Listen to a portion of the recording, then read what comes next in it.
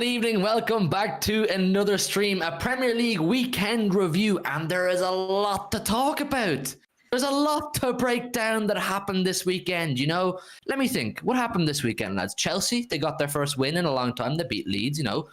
Well done, Chelsea. Tottenham, I think they lost to Wolves. Arsenal, great comeback against Bournemouth. City, triumphant against Newcastle. But hang on. Actually, it's so rude of me to start a stream without offering something to our guests. Is anybody thirsty? Does anybody fancy a beverage? I've got a few beverages. So first of all, I've got the Prime. I've got the Prime if anybody fancies a drink. I've got some Pepsi Max if anyone fancies a drink. I've got some. I've got a big crate of Monster if anybody fancies a drink. Oh, this is what I fancy. 7-Up. Anybody fancy a glass of 7-Up? Yeah, I'm a bit fucking thirsty. Yeah. Anybody want a beverage? God. Welcome to the stream. Make sure you hit a like and have a drink on your way in. Pour yourself a nice cold glass of 7-Up. 7-Up, 7-0. You rag bastards held 7 goals today, yeah? You all know where we're starting. Chelsea won, Leeds 0. Let's break it down. They thought they were getting off. I'm enjoying this too much, man. Yeah, that show. Let's go back to the Big Six episode the other night. Yeah, I sat there and Turkish said, "Saeed, what are your thoughts on United versus Liverpool this weekend?" And Saeed goes, "We're resilient. We're on form. I don't want to go there just to win. I want to embarrass them. I want to make a statement. You know, revenge for the 5-0 we held last year." And I sat there and I said, "Listen, it's like deja vu. I said all this shit back in October before we went to Anfield, and we did get humbled. We got humbled in Anfield. Be careful what you say, because Anfield is not a place you fuck about. I learned that the hard way. I got stung, and today he didn't get stung. He got battered. Man United absolutely torn apart. Eras come to an end. Shove those eras up your bollocks, Ten Hag. You've held 13 goals away to City and Liverpool this season. Eras come to an end. Go fuck yourself. United 0, Liverpool 7. Eras come to an end, and you go to Anfield and get slapped up by the worst Liverpool team in years. Credit to Liverpool and all that, but fuck me, they have been humbled. They have been You know what? When they said, City are irrelevant. There's one club in Manchester. It's red. Man, they're an absolute fucking laughingstock. Best centre back partnership in the world. Best CDM in the world. They tried to talk about Casemiro in the same conversation as Rodri. You wouldn't see Rodri holding 7 to anybody. Anybody. And Casemiro went and did it. Listen, there's 45 in the building. I can see the chat popping off. Get in all your thoughts. We're going to talk about it. We're going to have a good laugh. You see the title of the stream. Let's all laugh at Man United. The laughing stock of Manchester and the laughing stock of the Premier League. Some things never change. Make sure you smash the like. Make sure you're subscribed if you're new. We're going to get into it. Listen, lads, like I said, it's been a mad weekend. Chelsea, Arsenal, City. But the big one, United went and got humbled. Anfield is a humbler. What do we think? That was so funny. Genuinely, that is the funniest 90 minutes football I've seen since we beat them 6-3. That was fucking outrageous. You see, Lisandro Martinez got put into another dimension. He got sent for everything. He was torn apart. And you know what's funny as well? The funniest part of it, they could have been about 3-1 up at halftime. They could have been 3 or 4-1 up at halftime. I'm fucking sick of hearing about that little Papa Smurf looking short arse, yeah? The butcher, the fucking butcher said, oh, what is it, the song they sing? Martinez going into the top end with a cleaver. He's going in there with his fucking trousers around his arse because he got absolutely spun today by Mo Salah. The butcher, yeah? He went and held 6 at the Etihad and he held 7 at Anfield. He's butchering fuck all. He's gone vegan, mate. The butcher's gone vegan.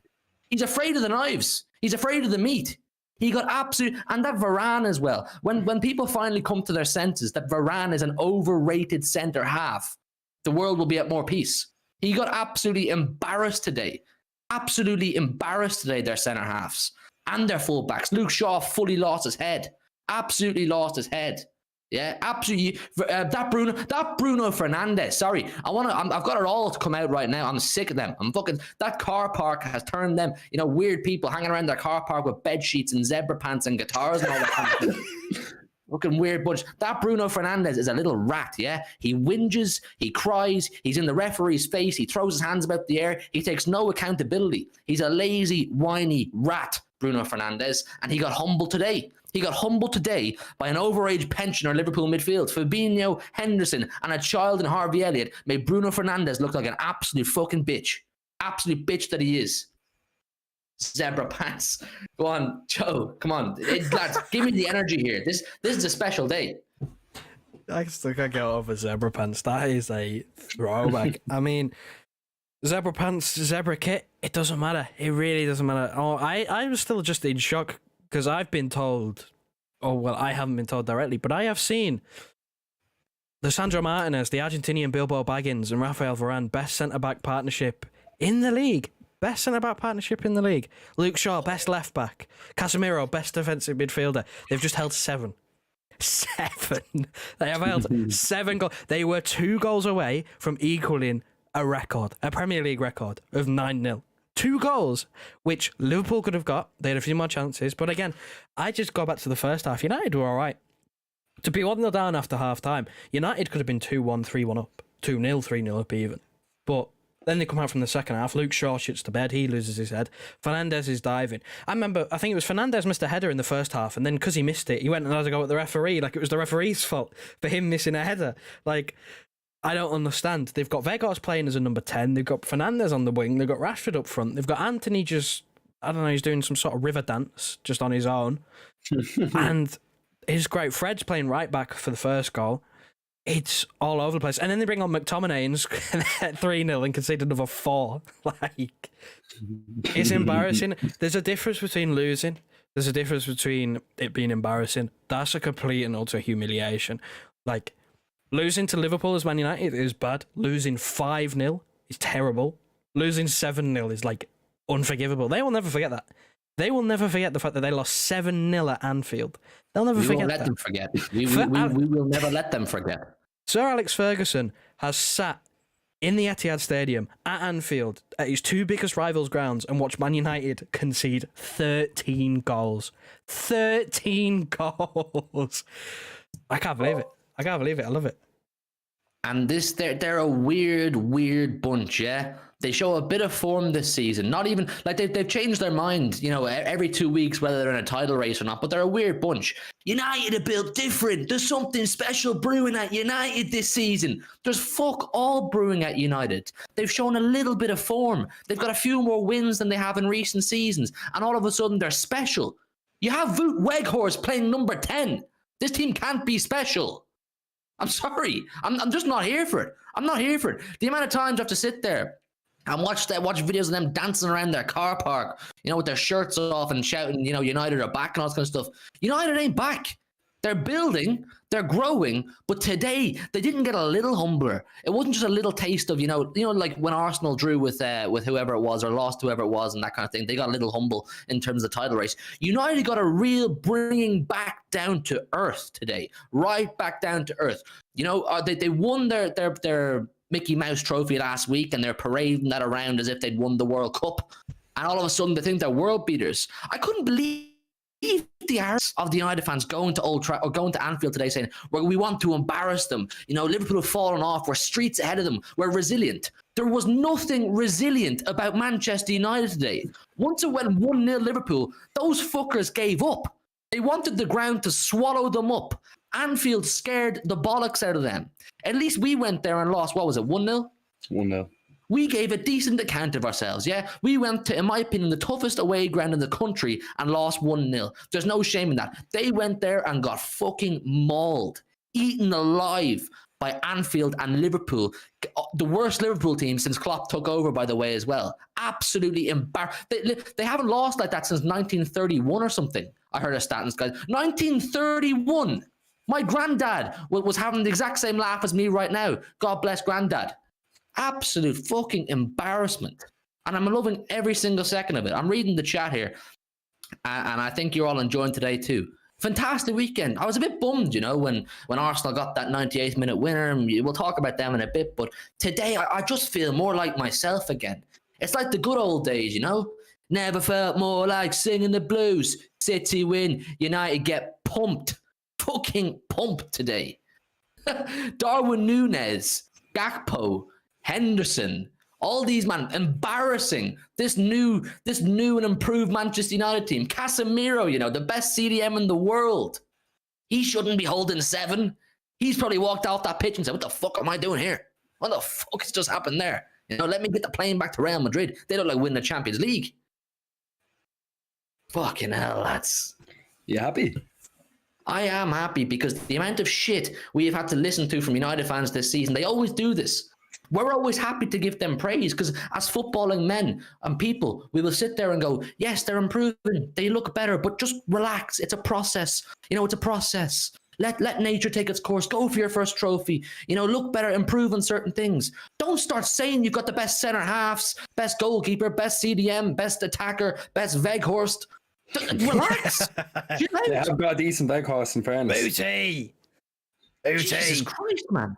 The arrogance of these people. Listen, 70 in the building. We've got good numbers in here. Smash the likes if you haven't done so already, and do subscribe if you're new around here, because we do like to laugh when our rivals lose. There's a burning pain inside me from that 2-1 loss in Old Trafford. You know, when we lost there in January and we were robbed, you know, the offside goal, and I was in the away end. I had to listen to all those pricks around me singing all these songs and laughing at us, and eras come to an end, and Manchester's red, and there's only, you know, we're the irrelevant, noisy neighbours and all that kind of stuff. I was sitting there going, no, because this isn't really where we're at, is it? There's no way they could have overtaken us this quickly. There's no fucking way. And today you saw the real Man United. Man United before oil money. That's what you saw today, yeah? Absolute embarrassment to Manchester. There's only one club we're talking about in Manchester. We don't get spanked 7-0. Show me the last time we got spanked 7-0. What was it, Middlesbrough or some shit way before? That was a long time ago. It was a long time ago. It was a long time ago. Wank. This is Eric Ten Hag's quadruple charging Manchester United. I've never seen a quadruple challenging team hold 7. They actually talk about winning a quadruple and they go and hold 7. Are you mad? And they make up quadruples. The Europa League now is supposedly in the quadruple because Manchester United are in there. It's also still in the treble. It's still in the treble. I saw one saying, "Oh, well, the Premier League's gone, but at least we can still win the treble." Europa League doesn't count. Thursday nights, they don't count. Wait, let's have a look at some of these stats, people. Get in your chats and get in your thoughts. I'm going to start looking through the chat and seeing what you guys are saying in a sec. And make sure you hit the likes and you're subscribed if you're new. I want to have a look at some of these stats, yeah, because I think today it's an iconic game. It's an iconic day in football history, and it deserves, you know, good conversation, good footballing talk like we are, you know, we're good footballing men. So here we go. United 0, Liverpool 7. Let's have a quick look at these stats. So the goal scores. One more time. What score was it? United 0, Liverpool 7. Siete, 1, 2, 3, 4, 5. Eric 10, 7. Eric 7 Hag. Whatever way you want to say it. So close. He's caught up in the moment. He's caught up in the moment. 10, 7 Hag. 7, 10 Hag. Whatever way you want to say it, they held 7. He thought he was Mystic McGregor. He thought he was Mystic Max, saying eras come to an end. You have a long way to go, Baldy. You are not the genius bald man in Manchester. There's only room for one genius bald man in Manchester, and that ain't you, 7 Hag. That ain't you. You've got a long way to go. You ain't winning nothing. You think right? The same? All right, we've got a super chat first before we get into the stats from Brad H. Big up Brad H with the CA699. At least 3 United players were trying to get themselves sent off. The effing cowards. And we've learned this. We've learned this season. They say United are built different. United are built like fucking cowards, yeah? As soon as the tide goes against them, their big players cower away. They run away. When they were holding 6 in the Etihad, Varane goes like this. He goes, oh, me hamstring. I need to come off. No, mate. It doesn't work like that. You're meant to be Champions League Varane. Today they're holding 7 in Anfield and Bruno's in tears. He doesn't know what to do. He's pointing fingers. He's throwing his hands around. Mate, this team are not built different. It's all fine and well, you know, beating West Ham and beating Palace and, you know, everything's looking great. The football's looking smooth. But when the pressure comes and the oven starts to get a bit hot, those cowards run away. We've seen that this season too many times.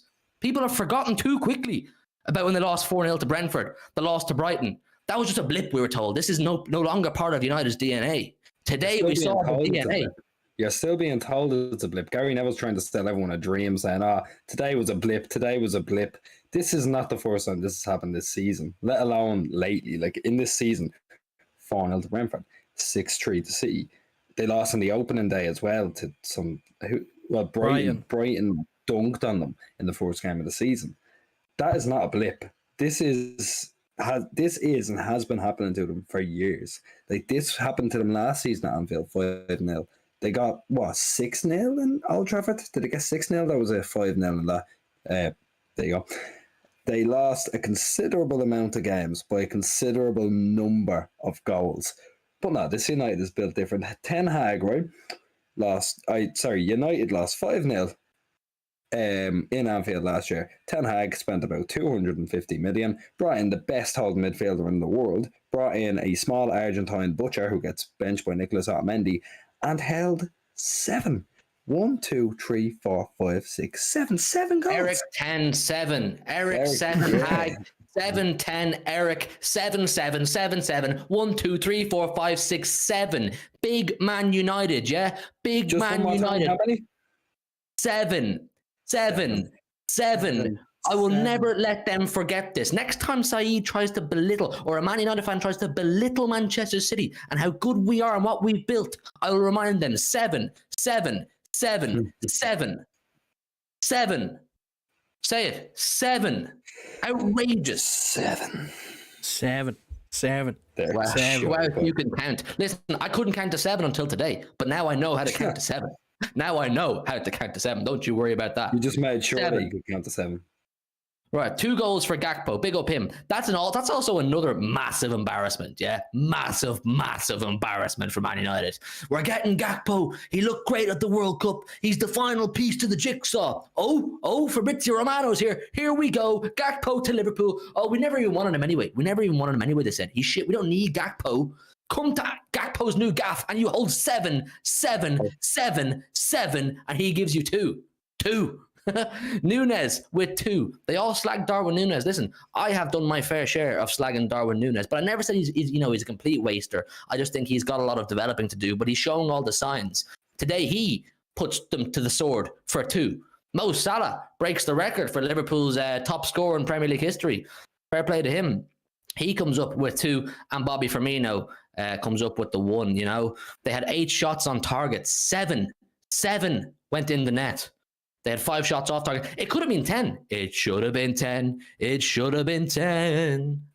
Mate, this is a special day. This is a special day in football history. You know what? GCSE history students, they'll be writing essays on this in the years to come, you know, or junior cert if you're Irish, you know, whatever exams 15, 16-year-olds sit when they're in secondary school or high school, whatever, they'll be writing history essays on this.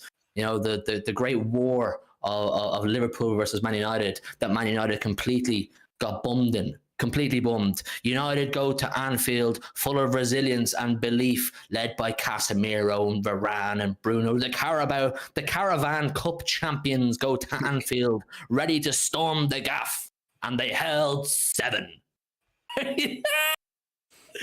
Listen, lads, come on, keep smashing the likes. We're trying to hit 6K as soon as possible. We're going to keep talking about this for a little bit longer, but we're a Manchester City channel. So we do have to talk about the title race, you know, something actually important. People actually give a shit about the title race, but we couldn't miss the opportunity to have a good old laugh at Man United. I'll tone myself down a little bit. Right? In the first half, in the first half, United actually played all right. They looked like they were well in the dogfight. And then they came out in the second half, and what Roy Keane said was absolutely spot on. He said, I saw it as well. They were coming out of the tunnel for the second half, laughing, joking about, you know, pulling out of each other and taking the piss. And you just can't do that at Anfield. I know this. I'm telling you from experience, people. Top of the league says, what was the score? Hugh, 7-0. 7-0. I know from experience. I have taken the piss before Anfield, and I was a silly guy for doing that. I should not have spoken. It was kind of like I'm sorry, Anfield. I wasn't familiar with your game. I went there. We lost 1-0. I wasn't humbled, but I learned to give Anfield as a venue and as a place to go for a match more respect. United went there with no respect, and they have been humbled. We weren't humbled. We just learned to give more respect. They were humbled. They'd all left the stadium by an hour. Same as they did when they came to the Etihad with the 6-3. Nearly 100 in the building, people. Keep smashing the likes and subscribe if you're new around here. Joe, 7-0. 7, and 4 of those were from 2 players that Eric Sevenhag wanted to sign for Man United, which is, I think, the most ironic part of it all. He wanted Darwin Núñez. He wanted Darwin Núñez in the summer. Man United said no. Man United fans then saw him go and miss a lot of sitters and laughed at him. He scores 2 goals. They then want Gakpo in January. They don't get him. They go, oh, we don't need him. They watch him have a slow start to life at Liverpool. And they go, yeah, look, he's shit. He only just beats the 007 allegations. And then he scores 2 against Man United. I mean, it's kind of poetic, really, isn't it? And then obviously Roberto Firmino on his last season for Liverpool, that came out a couple of days ago. He then comes on and scores. And that was just, I mean, how many cherries on top of how many icings on cakes do you need? Like 7 goals. 7. 7 without reply. 7 without reply. That is absurd. You know, they lost to, a couple of seasons ago, they lost to Spurs 6-1. They had a man sent off, but they at least got 1 goal. You know, when Liverpool got hit for 7 by Villa, they got 2 goals. Man United didn't score at all. Manchester United didn't score and went 7 goals without response. I can't believe it. 7 goals. 7 goals. And they have what is supposed to be the best, we ran through the best centre-half partnership, the best left-back, the best holding midfielder, and Ten Hag's getting the best out of Fred, and all of this nonsense, and look at Dalot this season, and Goldbridge practically shags De Gea. He loves him. He says he's one of the greatest goalkeepers in the league, and they hold 7. I think it's absolutely fantastic. And again, like you said before, it makes the whole Bournemouth conceding really, really late onto Arsenal just irrelevant. Like, I don't care anymore. I really don't care about Arsenal getting that late winner, because the very next day, our biggest rivals have just got it down to 7. The only thing that could have made it better was if it wasn't Liverpool. If it was anyone else, maybe it would have been a little bit sweeter. But that's not the relevant bit. United have held 7 in a game. You can tell me all you like that United are rent free in my head, and you're a City fan, and look at you caring so much about United losing. I don't care. I am going to relish this and remember this for as long as I can, because this is a special feeling. They always do this to themselves, United. They really do this to themselves. If they had have just gone into this game and been like, you know what, we're in good form. I think we have a good chance of winning. You know, if we play right and we don't get caught away with the Anfield atmosphere, I'd be like, yeah, that's the right approach. That's what I should have done before we went there back in October or November, whatever it was. Instead, no. We're going there to batter them. We're going there to make a statement. You know, we need revenge for the 5-0 last year. And look how that turns out. What? 2 goals worse. 2 goals. They conceded again. 7.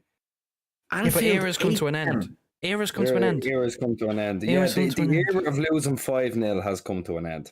It's time for the 7 now. Now it's time for 6s and 7. Eras do come to an end. You're no longer just holding 5, you're holding 7. The era has, exactly, yeah, you're spot on. I just find it so funny, man. I find it so funny because they always just do this to themselves. They talk too much. They beat West Ham, you know, at home, by the way, may I add, and they're all dancing around the car park. They beat Barcelona, well done. They're dancing around the car park and they're in their zebra pants and they're all playing. Newcastle. They beat Newcastle in the cup final, and they're all jumping around their car parks and saying, we're built different, United are back, eras come to an end, yada, yada, yada. You go out and hold 7. If you want to be a big boy team again, you can't hold 7. I'm sorry, that's not how it works. If you're built different, you don't hold 7. I don't think it takes a genius. I don't need to tell you that. If you're back and you're built different, you do not hold 7 goals to a Liverpool team who have been underperforming all season. This isn't even like it's, you know, prime Klopp's Liverpool. This is a Liverpool team who have struggled all season to find real form and consistency, and they put you to the sword for 7. What an absolute embarrassment. They've embarrassed and disgraced Man United today. Eric Ten Hag and the players have disgraced and embarrassed Manchester United Football Club completely today. Alex Ferguson probably sitting there today saying, what on earth has happened to this football club? This would never happen under me. And it probably wouldn't happen under Alex Ferguson, but this lot are stuck in the past. They still think they're the team that won the Champions League in 99. They still think they're that team that won the Champions League in 2008. Era's come to an end. And your era ended years ago. And it hasn't kick-started again. You look better, but you're not them yet. You're not there yet. You're not dancing at the big boy. You're not dancing with the big boys yet. You're not eating at the big boys' table. You're still down there eating snack boxes with the kids. That's where you are right now, holding 7. The last team that went to and held that much at Anfield was Bournemouth. Bournemouth earlier on in the season. You're holding records with Bournemouth this season. Absolute embarrassment and disgrace to your club that is today. I don't care. No, you can't even tell me we're being harsh or anything like that because it's just true. If Manchester City went and held 7 today to anybody, I'd be sitting here with my head in my hands, embarrassed. I would. And I expect you guys to be embarrassed as well. Because holding 7 when you just won a cup last week and you're talking about being back and resilient and having character and there's new energy and you're built different, you don't do that. You don't hold 7. Yeah? Leave title talk to the big boys. You'll probably beat Southampton this week and say, yeah, the title charge is back on. I think we're testing the waters. Might win a title. No, it doesn't work that way. You ain't title contenders. It was a great Andy Tate impression. Well done. Yeah, fair play. You done it well earlier. You done it well earlier. Title charge. That's what they'll tell you. It's every time they say title charge. Every single time title charge is even mentioned by any United fan, they drop points. They mentioned it just before Crystal Palace. They drew. They then go and mention it. I think they mentioned it around the time playing Arsenal. Oh, we beat Arsenal in a title charge. They lose. You know, they beat Liverpool with a title charge. Lose. Listen, mate, the bottom line is I have no fucking sympathy for them. I hope it pains them for days and days to come. I hope they remember this pain before they come and try chat to us again, before they try to belittle Manchester City and everything we've built over the last decade again. I hope they remember what's happened twice this season now. You held 6 at our gaff and you held 7 at Liverpool's gaff. That's 13 goals away to your biggest rivals. 13 goals. And you're trying to tell me you're built different now. The fucking cheek of you. The cheek of you. 13 goals. I would be absolutely ashamed if that was Manchester City. But it's not. Because we are built different, yeah? We're in a real title talk. We're in a Champions League battle. We're still in the FA Cup while you're making up quadruples and trebles in your head. Putting caravan cups and Europa Leagues in there saying, yeah, we're going for the treble and the quadruple. Oh, mate, it don't work like that. It don't work like that. There's nearly 100 in the building. Keep smashing the likes, people. See, can we get it up to 90 likes there? Or 100 likes. And subscribe if you're new around here as well. Over 100 in the building. This is the first time we've had over 100 in the building for quite some time. So if you're new, do please subscribe. You are all more than welcome here. We do Premier League talk, Manchester City channel, obviously, but you're all welcome to come in here and have a good laugh with us on days like today. 7. How many? What are we taking away from this? What's the synopsis of the situation? 7. Is it a blip? 7. 7. That's it. There doesn't need to be another comment. 7. It's not a blip. It's consistently happened now for, would we say 3 years, 4 years? I mean, they get close and shit the bed. You can put lipstick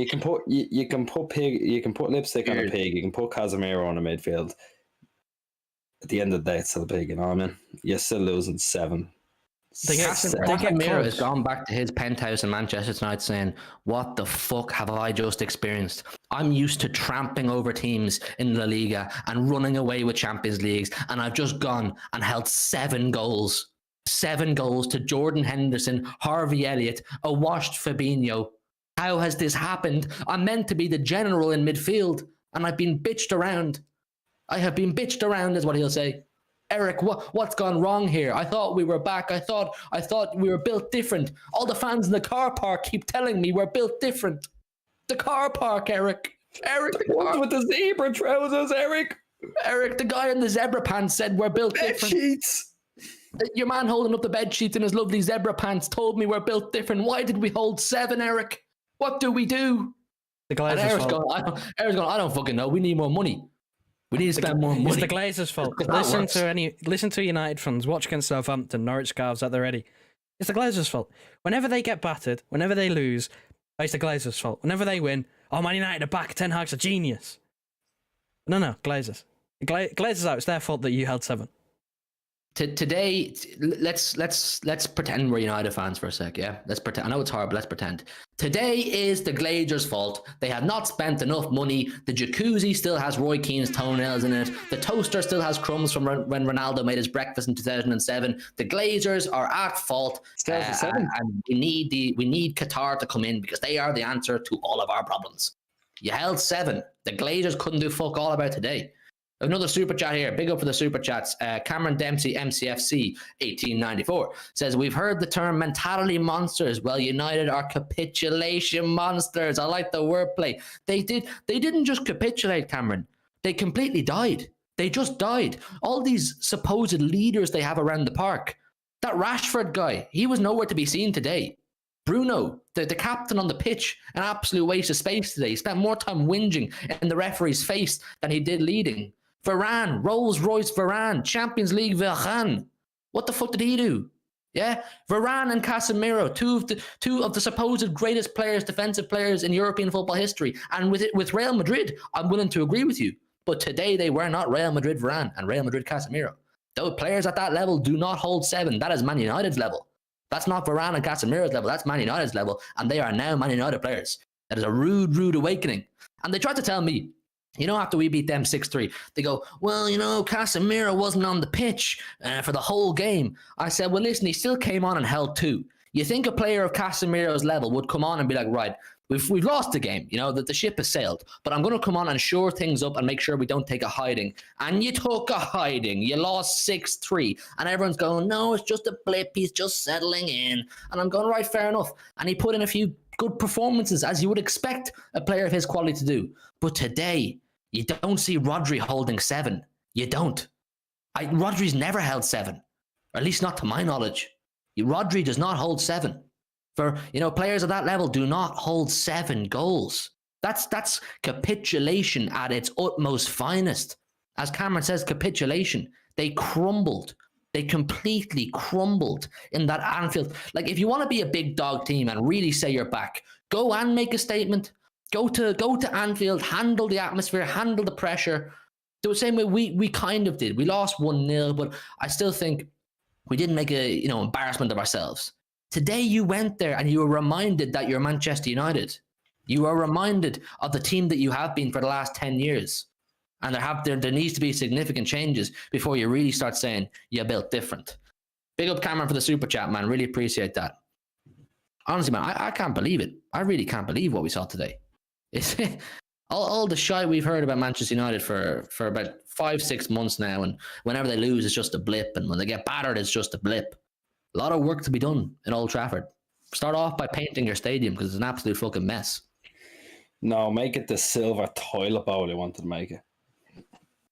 The silver toilet bowl, yeah.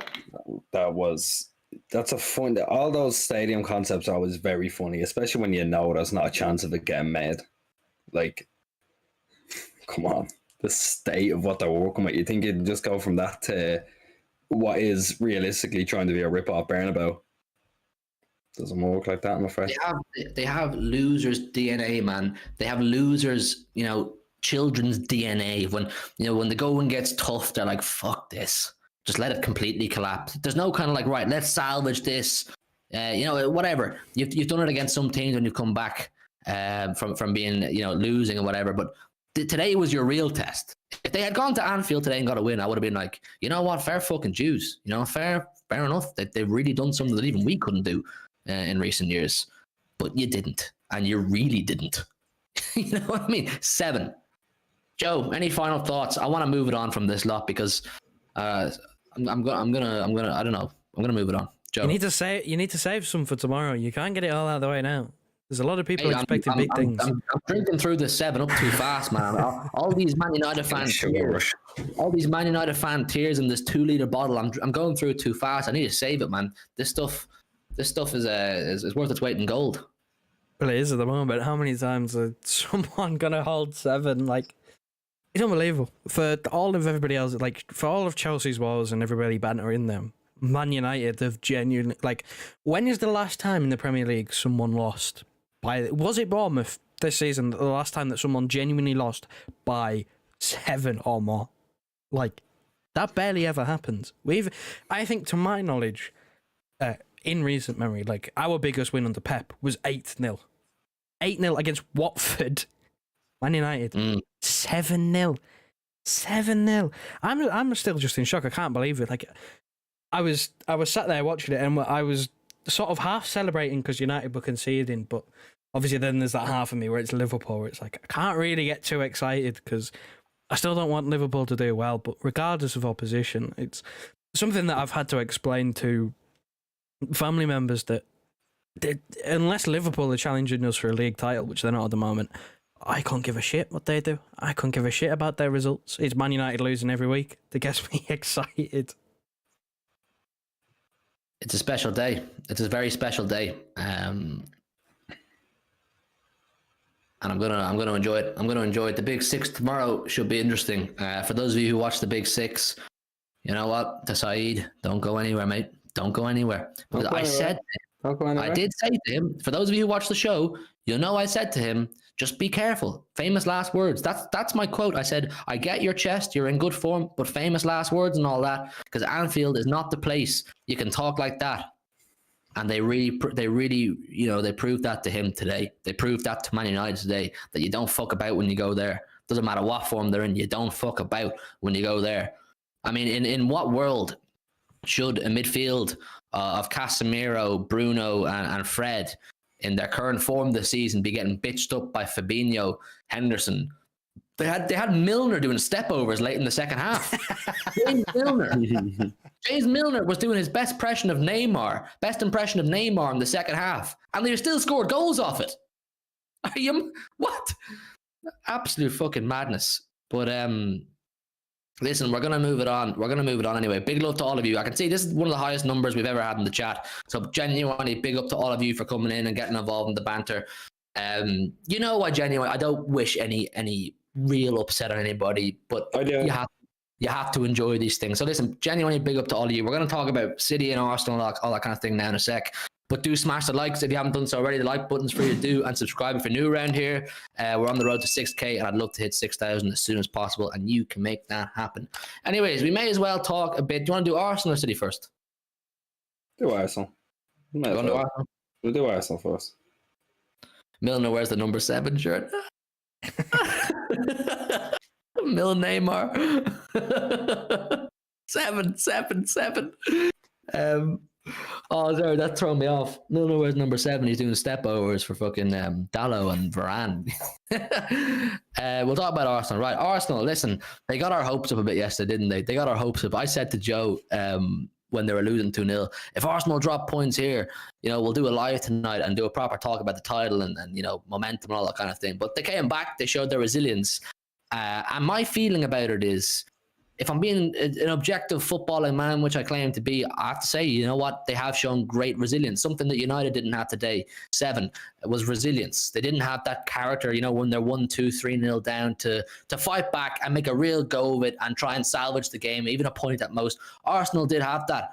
Arsenal, credit to them, they don't know when they're dead. They don't, they're not down and out at any point. They keep going and give them credit for that. But the overall feeling is, I think they're a bit too emotionally charged, or potentially, the way they're playing and the feeling around it is, it's as if it's the middle of May. It's as if it's the middle of May for them, but there's still a long way to go.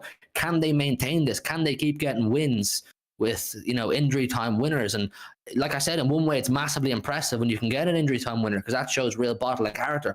But is that something you can keep doing?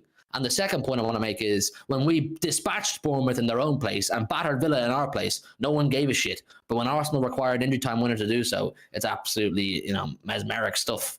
What do we think about that one? It's I've just seen 2 comments there. One from Russbeard saying they got rid of number 7 Ronaldo and got a better 7 today. That is fantastic. And another one from Daniel saying Arsenal scored in the 7th minute of extra time. 7s all around. It's fantastic. A lot of my player ratings are 7s as well. I don't know what it is with number 7s. Everyone loves a good number 7. I'm not too arsed with Arsenal getting a 97th minute winner against Bournemouth at home. Take a scrappy 3-2 against Bournemouth. It's really not take a scrappy 3-2. It's really not bothering me too much. 2 back-to-back games where they've had to score in the 90 plus minutes to get a result against teams in the bottom half of the table. It's still quite annoying because it's the hope that kills you. You've got the hope that the team will end up holding out against Arsenal because that's what we need. But it reminds me a little bit of these sort of results. Remind me of when we used to do it.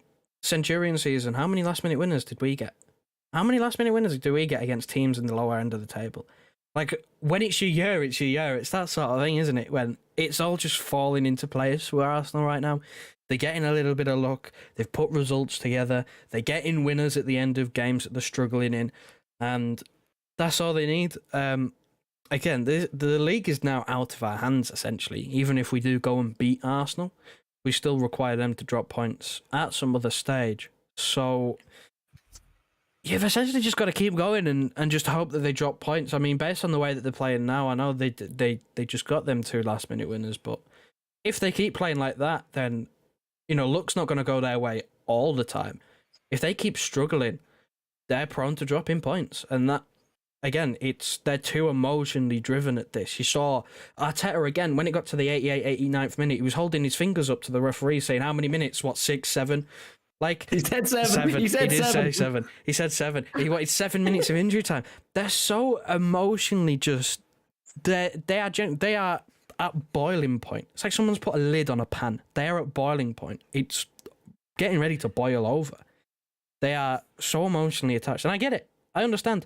We all know that Arsenal is a young squad with a young manager that have never, majority of them have never been in this position before. And even the players that have been in that position before, you look at Zinchenko, he can let his emotions get the better of him. We saw it plenty of times. For how much he won, he could still let his emotions get the better of him. So it's not over.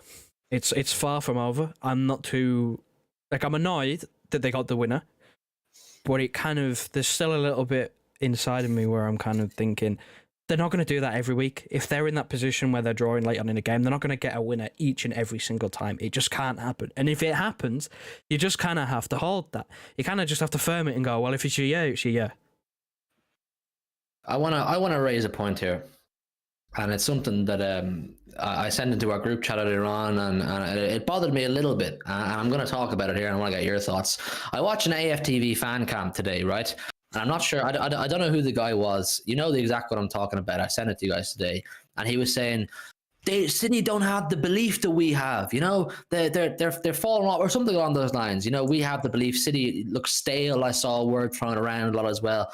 And I was saying, listen, I get the guys on a high. I get, last minute winner against anybody is always going to be really enjoyable. I'm not going to take that away from Arsenal and say, you're celebrating a last minute winner at home to Bournemouth, because that's just childish. If we got a last minute winner at home to Bournemouth, I would still be jumping around and acting like it's, a Champions League final for about 10 minutes. And then I'd go, right, we've got our 3 points, happy days. But to say City don't have the belief, I thought was a massively, massively naive thing to say.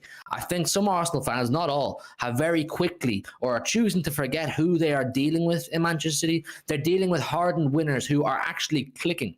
If you watch Manchester City over the last 6 games, we're playing the best football we have all season, and we look like we're clicking. Bar Kevin De Bruyne, who Joe will talk about. I know a lot of you like to listen to Joe about Kevin De Bruyne. We will talk about him a bit. But bar Kevin De Bruyne, everybody's playing well. Everybody's playing at least very well. City are clicking. And for some reason, people don't want to talk about City. So when you say moving in silence, we actually kind of are moving in silence, because while all the attention is on this young, fast-paced Arsenal team, as it should be, because they are exciting to watch and their games always seem to be blockbuster, I get that. But to suggest that City have no belief and we've gone stale is an awfully, awfully naive thing to say. We're building nicely. We're building slowly. We're building towards that game in the Etihad, essentially, against Arsenal. And I think it's the 26th of April. I think that's when we play them. If we can stay within 5 points of them or less, and my guess is we'll be within less, because I genuinely believe Arsenal will drop more points. I do. They cannot keep riding their luck like that with injury time winners. That's not to say they won't blow teams away. I think they'll win some games convincingly. Absolutely, they're that kind of team. They're that good.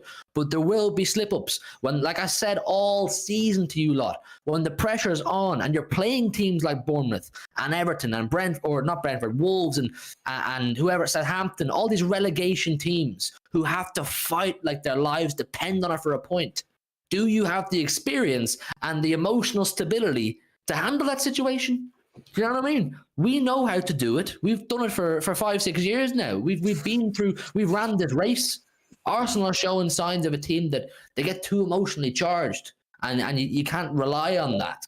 So to say that we've gone stale and we have no belief, the thing is we have belief, but we don't need to remind you all the time. I don't feel the need to come on and go, we believe on every show I do, because you should know, and you as City fans should just believe naturally, because with the manager we have, the team we have, and the things we've done in recent years. I get they're enjoying it, and I won't take that away from them, like I said. But don't underestimate this Manchester City team. That's all I'll say. Don't write us off that quickly, because it'll be, the worst thing you could possibly do. Any more thoughts? You can't look at a team that's won 4 titles in 5 years and say that they lack belief. It's impossible. It doesn't matter who's come, who's left. Like, football's a funny game. That's all I'll say. I had a good laugh at it today, again, 7-0. But football is a funny game. It can come back and bite you in the arse. And, at the end, come May, I'm still very, very, very optimistic. I won't lie to you. But look at what happened. If Manchester City go on to win this Premier League this year, it's probably Pep Guardiola's most impressive. If you look at the overall context, it probably is. Because people have written us off since November, essentially. People have written Manchester City off. We're a team in transition. We're a team that's finally or lacking consistency. So many players who fluctuate in performances. Some weeks they're great, some weeks they're poor. And Arsenal are this unstoppable machine who are, playing like champions, as everyone says. And I agree with that. I agree they are playing like champions in some games. But, that's one way of looking at it. You could look at it the other way and say they rode their luck a bit there. It's up to you what way you want to look at it. It would be the most impressive win for me if we're looking at the overall context, or at least the narratives that are being provided. Guardiola's a genius. Football is a humbler, as Daniel says. That's what I'm saying, man. Life comes at you fast. Just let it take its course. Let life take its natural course. Cream always rises. I don't know about most impressive. I don't know. It'd definitely be up there in terms of narrative. I still will never forget being... I know we had a game in hand, but we were double-digit points down on Liverpool as well a few years ago. That all-conquering best Premier League side ever, Liverpool, and we came back against those. Take your pick, really. And I just go back to, a month ago, maybe, just about a month ago, when we beat Arsenal in the Emirates, and they went, "Oh no, it's over. City have caught us. It's done. We're not going to win the league anymore." They flipped like a switch. As soon as they lost one game against us, they went, "Nah, it's over. We're not going to win the league." And then they see us drop points, go, "Yeah, we're going to win the league. They're stale." They're so flip-floppy. I'm not saying we're going to win the league, like we're definitely going to win it. But I'm just sitting here quietly confident because I know the capabilities of this team and this manager. I've seen what we've done over the last few years. I know what this team is capable of. And I've seen enough in the last 6 games to feel like we're on the right direction. We're 7 games unbeaten. That's the most. That's equal to the most we've done this season, and we're playing really good football. You have Ruben Diaz has come back and completely re-galvanized this whole team. The effect Ruben Diaz has had on this team since his return is nothing small. It's not just, okay, he's better defensively than Akanji. He's come in and made everybody feel more confident. Everybody plays better because Ruben Diaz is on the pitch. You have not Kevin De Bruyne. You have Phil Foden. Who's come back with a point to prove. Everybody wrote him off. Everybody said, "Oh, Saka's clear. Phil Foden has dropped off in form," ignoring the fact he was our second top scorer before the World Cup. He had an injury and he's come back and he has added something we didn't have. He's added directness, aggression, and an enthusiasm to get the ball forward to Erling Haaland. You have Grealish in the best form he's ever been at Manchester City. You have Rodri doing what Casemiro can't and not holding 7 goals. This team is starting to play football at the right time. We know when to get emotionally charged. We know when we can, you need to start being like that. And it's definitely not in early March. Would you agree? I would, to be honest with you. I mean, again, we've shown hundreds of times over we've shown so many times that when we kick into gear, it's hard to stop. Like we are, when we're on it. And I have to agree with your sentiment. Diaz coming back into the team has changed everything. We said he was a bit stinky for a while, which he was, but I clearly was not familiar with his game. I was not familiar with him, man. He's just that motherfucker, isn't he? Apart from when the ball's in the air. That's the one glaring issue. He did get bitched in Germany when the ball was in the air. Apart from that, he's great. He's fantastic. Diaz is my captain. In my head, he's my captain. I love Gundogan. I do love Gundogan, and I love De Bruyne as well. And we'll get on to De Bruyne because that's a big conversation. But Diaz is my captain. He is my captain. Listen, the fixtures we have now are obviously Palace away next Saturday. That's the last Premier League fixture we have before the international break. Arsenal still have 2 more Premier League fixtures. So after the break, we will have a game in hand on Arsenal. How do they handle that? All these pressures, man, these are all real pressures. And there's a psychological thing to deal with here. So Palace away, tough game, man. If we win that game in Palace, then I will start to say, yeah, it's going to be hard to stop us. I really feel like that will be a turning point. That'll be 8 games unbeaten. A win away to Palace, Selhurst Park, tough place to go. Mentally, psychologically, that would do huge things for us. And then you're looking at the next part of the run-in, basically, the business end. West Ham at home, Liverpool at home, tough game, Liverpool now, all this talk. If that goes horribly wrong for us, some clips off this stream could come back to bite me in the arse. But, we'll cross that bridge when we get there. Southampton away, we've already lost there this season, tough place. Leicester at home, Brighton away, or then Arsenal at home. You know what I'm saying? So you got 1, 2, 3, 4. You got 5 games before we play Arsenal at home. We need to be looking at winning every single one. We do. We need to be winning every single one. And Arsenal have 6 just games. League games. Is that just league games? Does that count Leipzig? League games. No, that's just league games. We have Burnley in the Cup and Leipzig in the Champions League as well. Jesus Christ, that's 7 games. That's 7 games you have to win. That's where the games in hand come in. 2 knockout tournaments. They are 2 knockout tournaments. It's winner goes through in those 2 games. If you want to keep going, you have to win. And it is also a win as well because we drew in Germany, so we have to win against Leipzig. That's what I mean. Yeah, and then Burnley, obviously, it's an FA Cup quarter final. If we win that, we're in Wembley again. So big pressure. Obviously, there's the whole narrative of company coming back. As much as it's nice, I still want to win. Of course, I still want to win. I want to go to Wembley again. I want to get a hands on a trophy, and of course, that's where the game in hand comes in, where Burnley has postponed that game with West Ham, and then we become the games in hand FC. With Arsenal did it for a little bit this season, where we'd pick up a result and try and put a bit of pressure on Arsenal. Now it's the other way around. Arsenal could pick up a result and then put the pressure on us because we've now got this game in hand again. Which I hate games in hand. I'd rather have points on the board than games in hand. I hate it. Naturally. The thing with me is with these cup games, I feel it's within your interest to play your strongest team in that Burnley game. It's within your interest to, go and beat Leipzig. Obviously, we want to win the Champions League, but, winning those games, obviously take it 1 game at a time. It's easy for me to sit here and say we need to look at winning all 7 or 8 of these games kind of thing, but 1 game at a time. If you beat Palace, all of a sudden you feel great going to that Leipzig game. You go, right, we had a big win down in Selhurst Park, go to that Leipzig game, you win there, right, we're into the Champions League quarterfinals at that point. Brilliant, great chance.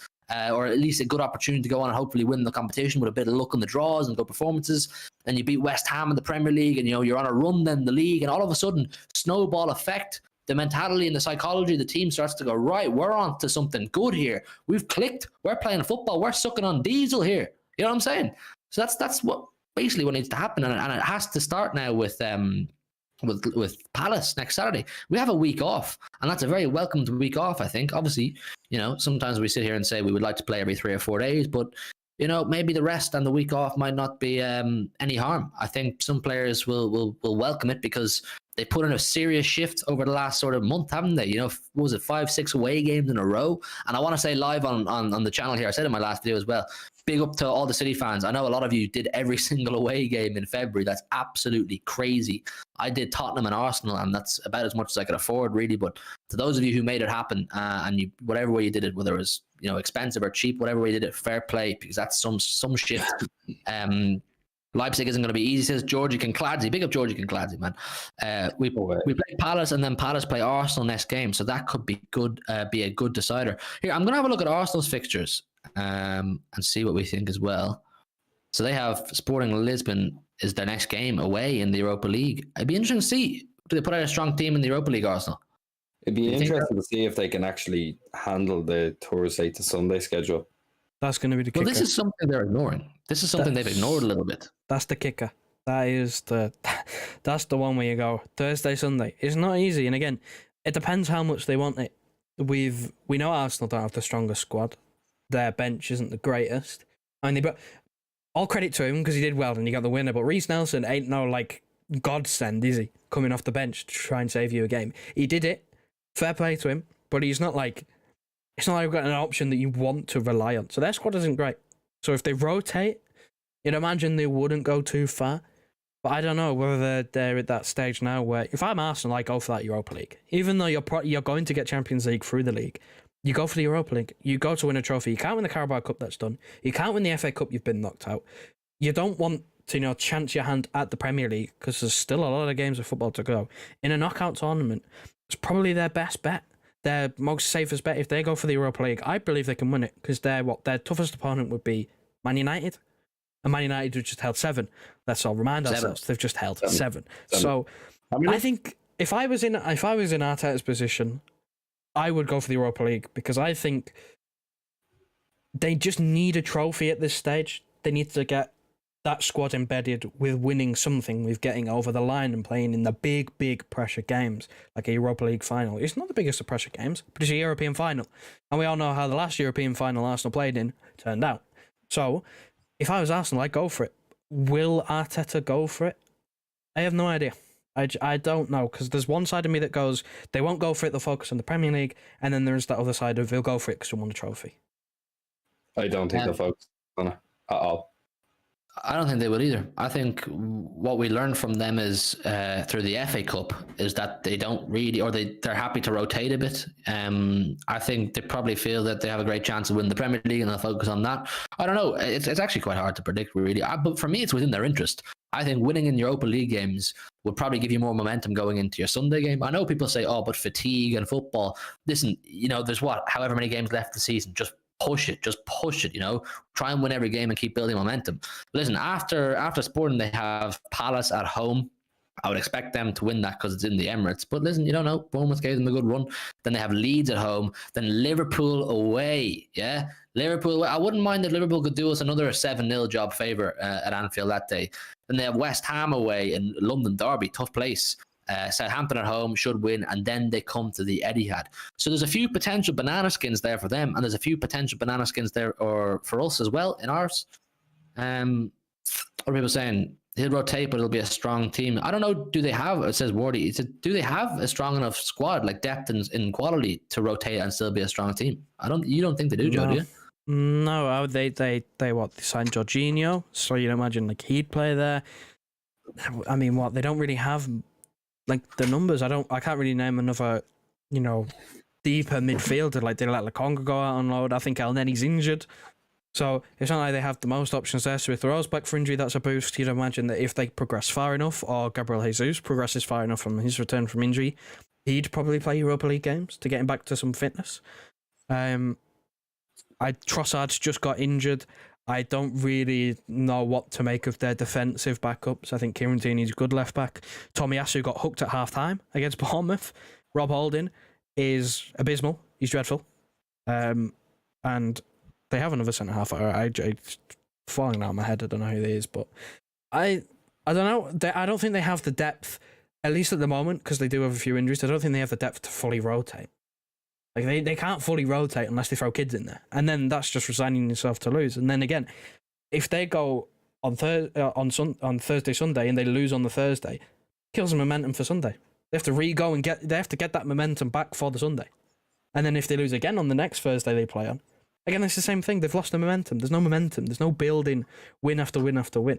They have to build again. I think if we catch them again, just catch them once, even level them on points, we'll go on to win the league.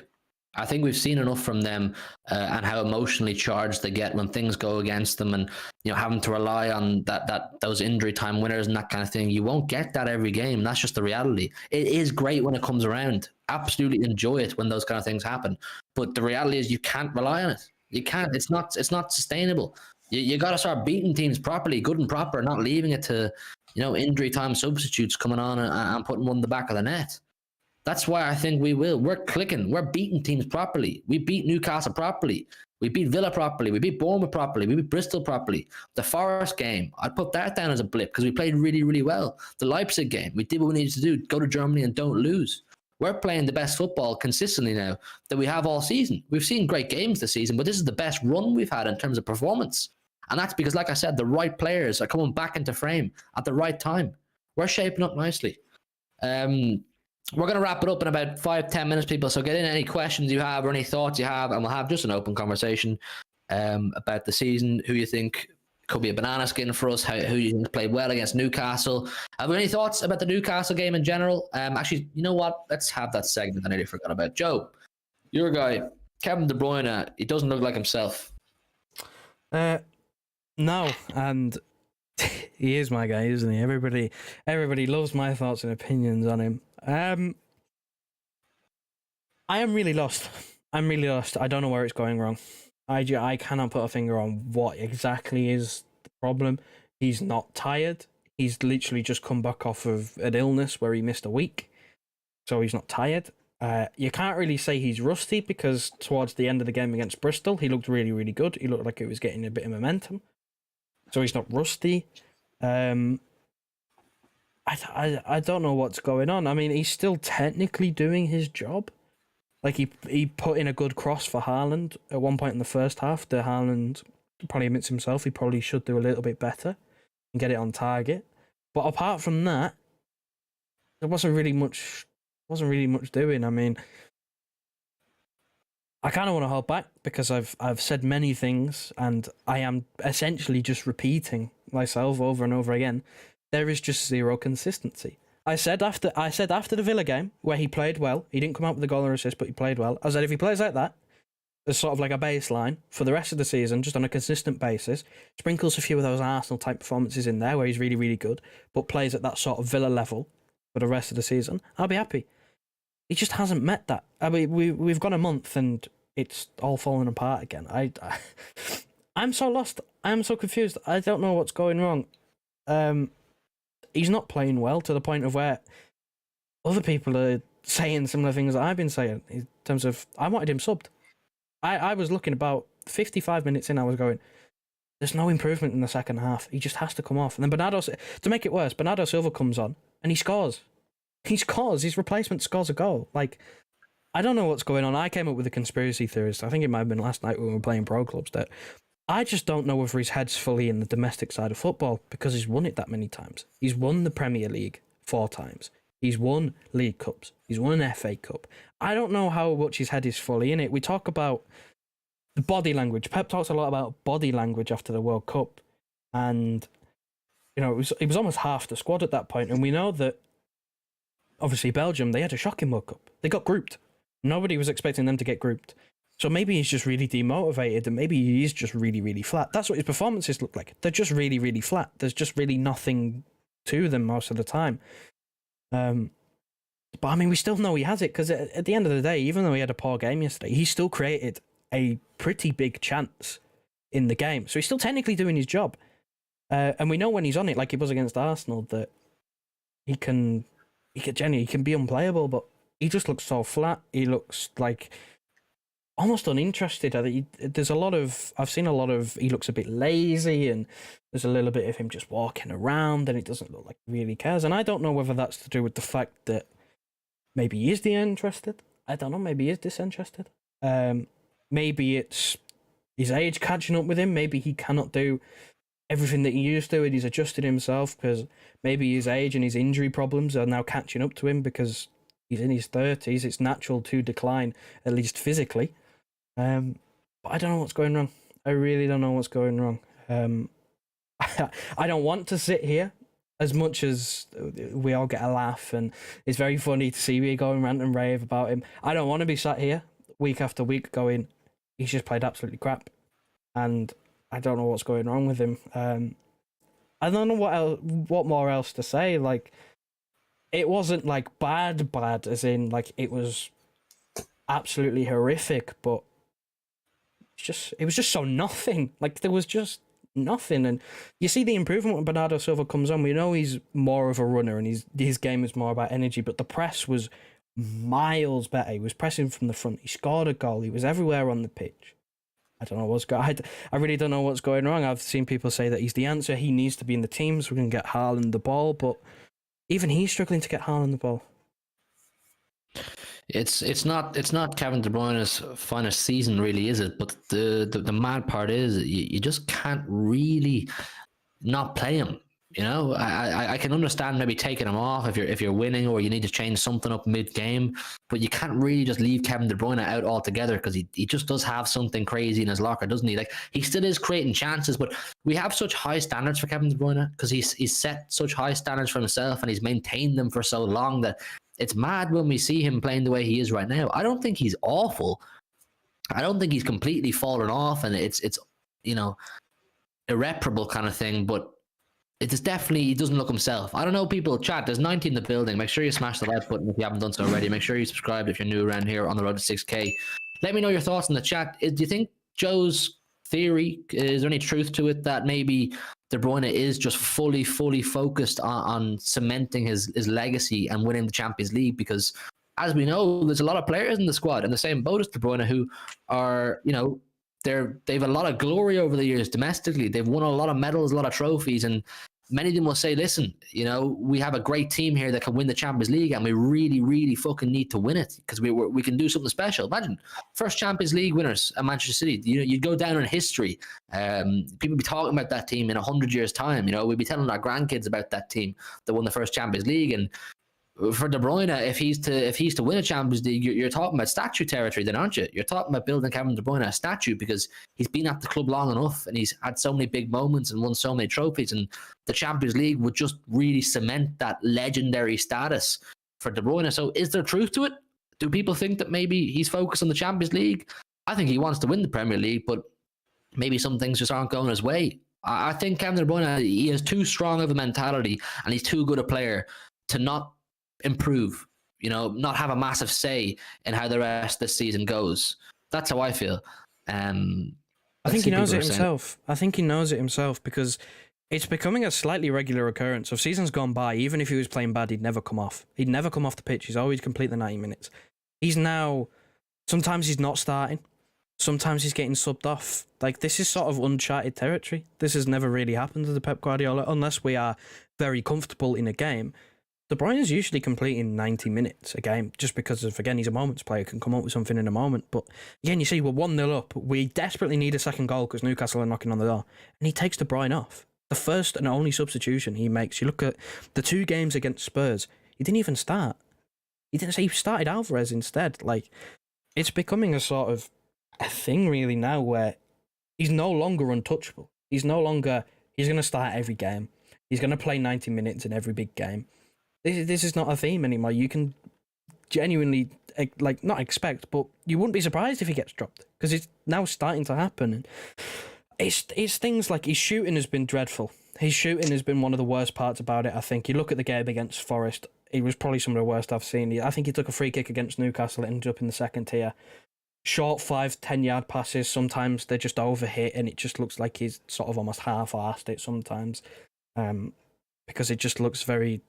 just sort of like lazy, like he's just, I'm going to complete this pass. You know, it's only 5-10 yards. You know, who cares? It's only 5-10 yards. That's easy. Like, I don't know what it is, but he can turn it around. Again, he's not woeful. It's not absolutely horrific. He's still doing what he's being asked to do, which is, you know, create chances, to be creative. But at the same time, it is still far below the level that we expect. Spot on. Rebel, any thoughts? Yeah, no, he's been his downfall is the inconsistency. I mean, you can look at the Arsenal game and go, yeah, look, he put out a 10 out of 10. He was best player on the pitch, which he was. I think Forest was what? It wasn't the next weekend, wasn't it? It was literally the weekend after Arsenal, wasn't it, Forest? Yeah, and he went out and put a 2 out of 10. Genuinely a 2 out of 10. His shooting's piss poor. I don't want to say he's getting overconfident because he's never struck me as that type of man to go and get overconfident, but it does strike me that, again, he's not making those simple passes. Even when we were giving him stick last year for making Hollywood passes, he was still making them. He was still finding someone. And he was finding someone who was half the time playing in fucking midfield. You know what I mean? Like, we had that false 9. He was still finding them. He's not finding anyone this year. And we have a 6'5" being pole up front. It's like us in pro clubs. We find you, Murray. We find you. He is not finding. Well, Joe does. You don't. Yeah, Joe. Yeah, Joe. Joe finds him. I just kind of I sit there as a passenger now and again. But you know what I mean? We have to look at it like that and say he's not putting in that, maybe not the effort, but he just, like, he turns up for big moments. The end product is lacking. It's like lacking. Like we were looking again, like it's so hard not to keep going back to Arsenal, but you go back to Arsenal, that's the biggest game of the season so far, and he turned up. Is he only turned up for these moments? That's a lot of like. Is he just a big game player? Yeah, and look, you have to appreciate a big game player. You really do. It takes a lot of mentality to do that, but I think it takes a tougher mentality to go out and be able to pull your team out of the depths. Because again, we saw we saw it live when we were in Villa, when we went to the Villa game last year.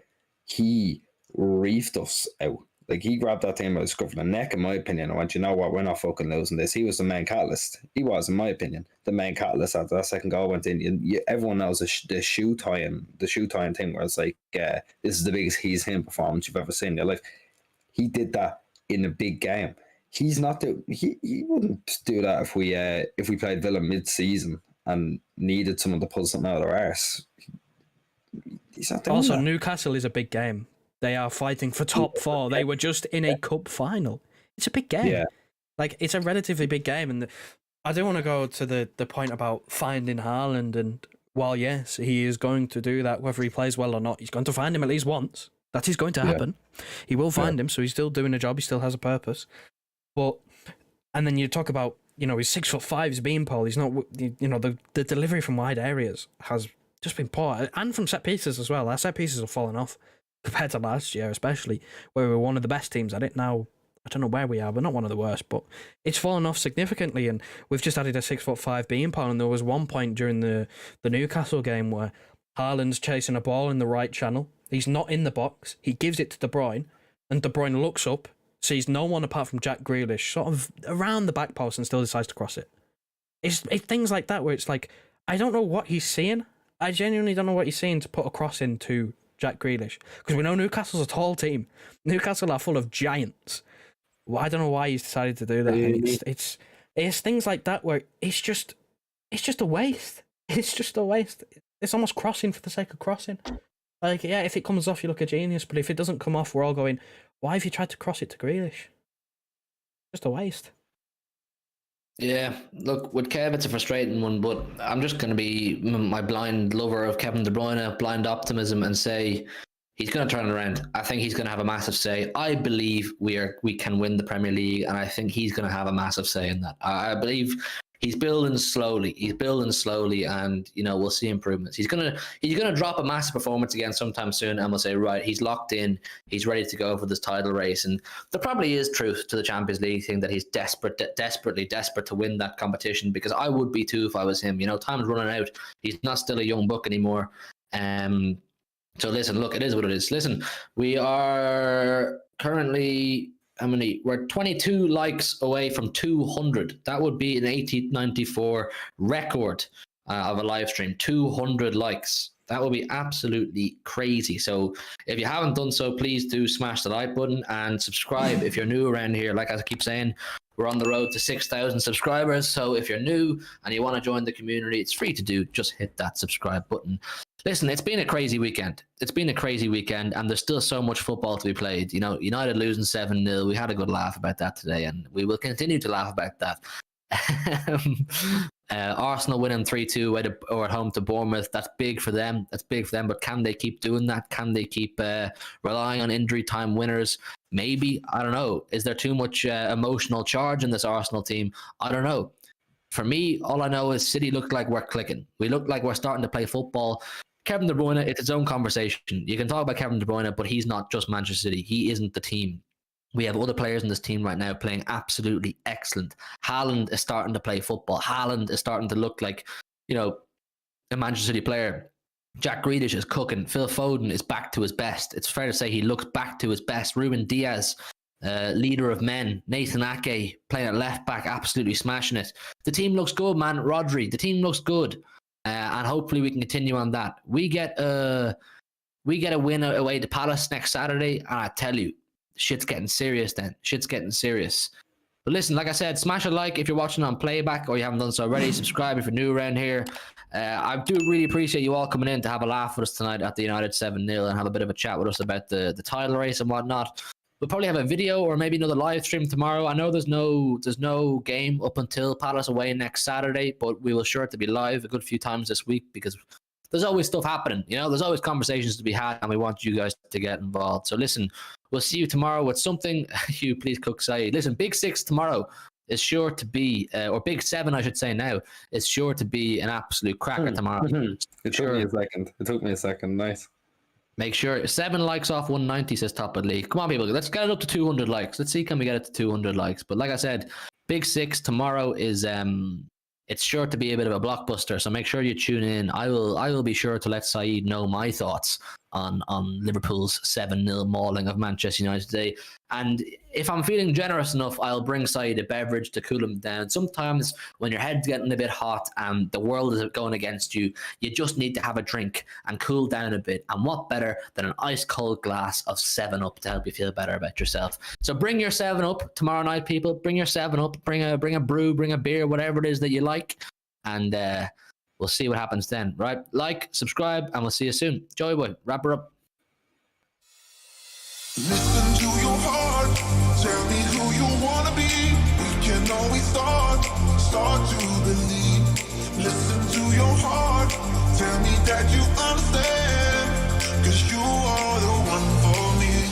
If you just believe, you just believe, you just believe, you just believe, you just believe, you just believe,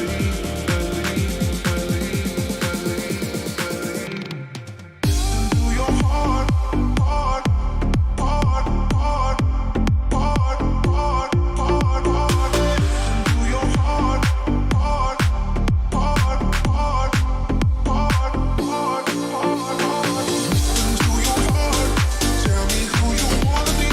We can always start to believe. Listen to your heart, tell me that you understand. 'Cause you are the one for me. You just believe. You just believe. You just believe. You just believe.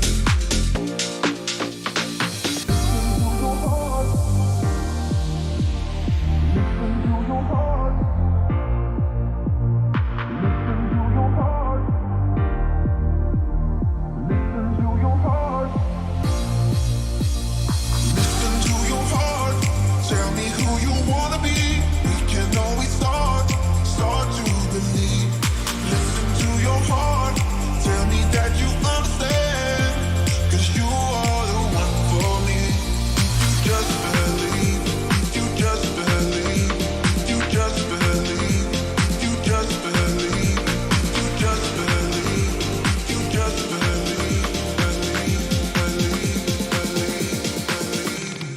Listen to your heart, heart, heart, heart, heart, heart, heart, heart. Listen to your heart, heart, heart, heart, heart, heart, heart, heart. Listen to your heart, tell me who you wanna be.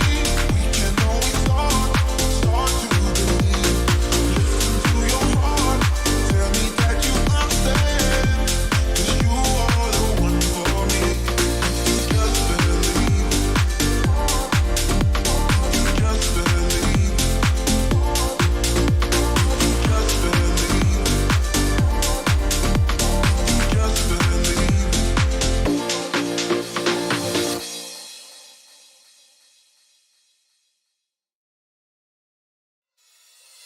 Listen to your heart, tell me who you wanna be. We can always start to believe. Listen to your heart, tell me that you understand. 'Cause you are the one for me. If you just believe, you just believe, you just believe, you just believe, you just believe, you just believe, Listen to your heart, heart, heart, heart, heart, heart, heart, heart. Listen to your heart, heart,